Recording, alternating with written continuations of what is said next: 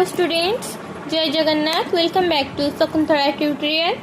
आज आम आलोचना करबा ओडिया साहित्यर दर्पण पुस्तक पत्र पत्रिका संबंध रे 265 क्वेश्चन आम डिस्कसन कर सारीछे। नेक्स्ट एमसीक्यू डिस्कसन करबा 266 नंबर रु 300 एमसीक्यू आज डिस्कसन करबा। तबे चलंतु आरंभ करबा आज class. First question, Raghunath Mahapatra संपादन रे केउ पत्रिका प्रकाशित होइथिला? आरती, अधुना, वसुंधरा, एषणा। आंसर हबो अधुना। रघुनाथ महापात्र संपादन रे अधुना पत्रिका प्रकाशित होइथिला। रघुनाथ महापात्र संपादन रे केउ पत्रिका प्रकाशित होइथिला? रघुनाथ महापात्र संपादन रे अधुना पत्रिका प्रकाशित होइथिला। विभूति पट्टनायक संपादन रे गल्प पत्रिकार आत्मप्रकाशर समय केते? आंसर हबो 1970। विभूति पट्टनायक संपादन रे गल्प पत्रिकार आत्मप्रकाश 1970 मसीह रे होइथिला। इस्ताहार साहित्य पत्रिकार प्रतिष्ठाता और संपादक किए? डॉक्टर वासुदेव साहू, प्रोफेसर राधानाथ रथ, डॉक्टर नित्यानंद शतपथी, सीताकांत महापात्र। आंसर अब डॉक्टर नित्यानंद शतपथी। इस्ताहार साहित्य पत्रिकार प्रतिष्ठाता और संपादक हेले डॉक्टर नित्यानंद शतपथी। 1975 मसीह रे केउ पत्रिका आत्मप्रकाश लाभ करिथिला? इस्ताहार, वसुंधरा, एषणा, पांचजन्य। आंसर हब इस्ताहार। 1975 मसीह रे इस्ताहार पत्रिका आत्मप्रकाश लाभ करिथिला। इस्ताहार पत्रिका केउठारु प्रकाशित? कटक, बालेश्वर, पुरी, भुवनेश्वर। आंसर हब भुवनेश्वर। इस्ताहार पत्रिका भुवनेश्वर ठारू प्रकाशित होइथिला। 22 पाहच पत्रिका 1976 मसीह रे प्रथमे केउठारु प्रकाशित होइथिला?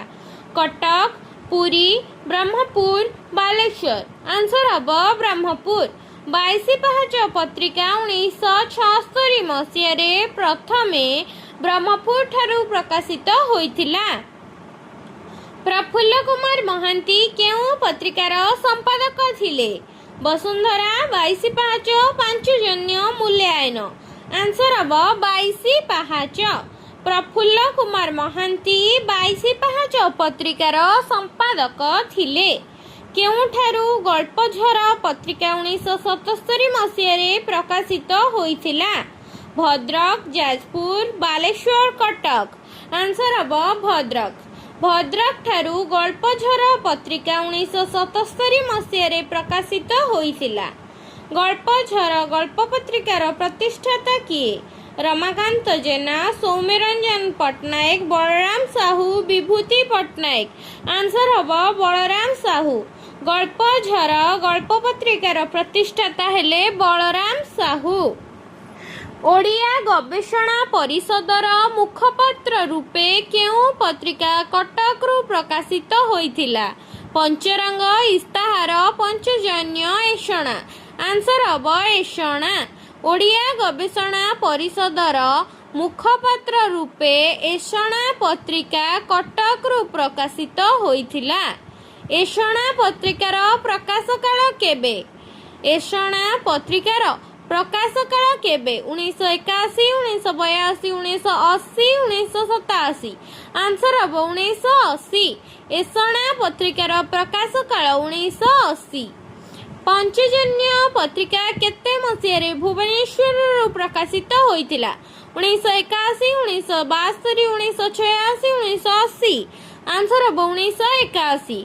पांचजन्य पत्रिका 1981 मसीह रे भुवनेश्वर प्रकाशित होइतिला।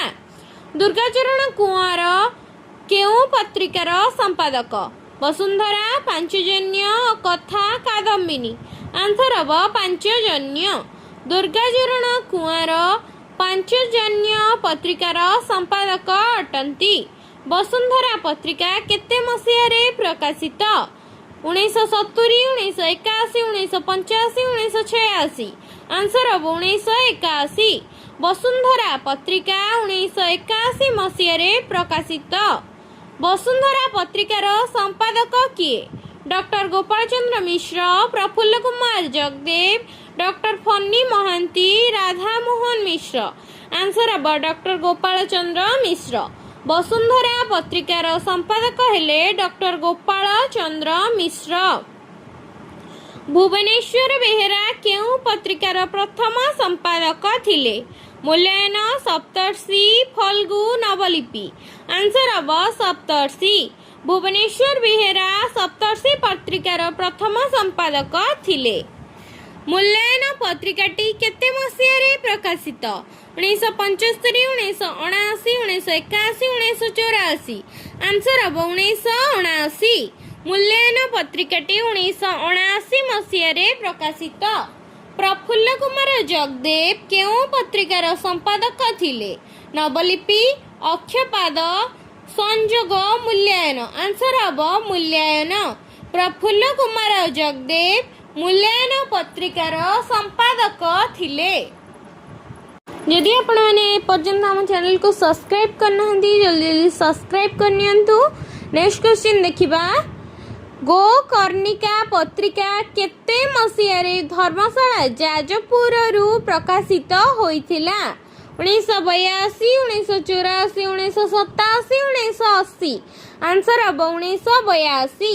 गोकर्णिका पत्रिका 1982 मसीहारे धर्मशाला जाजपुर रु प्रकाशित होइथिला। केउ पत्रिकार संपादक रमाकांत जेना? गोकर्णिका, जनसुधा, गौरव, संवर्तिका। आंसर हम गोकर्णिका। गोकर्णिका पत्रिकार संपादक रमाकांत जेना। फल्गु साहित्य संसदर मुखपत्र रूपे फल्गु पत्रिका केउठारु प्रकाशित? कटक, ब्रह्मपुर, जाजपुर, बालेश्वर। आंसर हम ब्रह्मपुर। फल्गु साहित्य संसदर मुखपत्र रूपे फल्गु पत्रिका ब्रह्मपुर प्रकाशित होइथिला। फल्गु पत्रिका केबे आत्मप्रकाश लाभ करिथिला?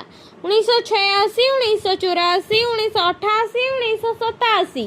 आंसर हम 1984। फल्गु पत्रिका 1984 मसीहारे आत्मप्रकाश लाभ करिथिला। कथा गल्प पत्रिकार संपादक किए? नृसिंह प्रसाद त्रिपाठी, डॉक्टर बंशीधर महांती, डॉक्टर फन्नी महांती, सौम्य रंजन पट्टनायक। आंसर हम सौम्य रंजन पट्टनायक। कथा गल्प पत्रिकार संपादक हेले सौम्य रंजन पट्टनायक। कथा पत्रिका केते मसीहारे भुवनेश्वर रु प्रकाश लाभ करिथिला? 1987, 1984, 1982, 1988। आंसर हम 1987। कथा पत्रिका 1987 मसीहारे भुवनेश्वर रु प्रकाश लाभ करिथिला। गौरव साहित्य पत्रिकार संपादक किए?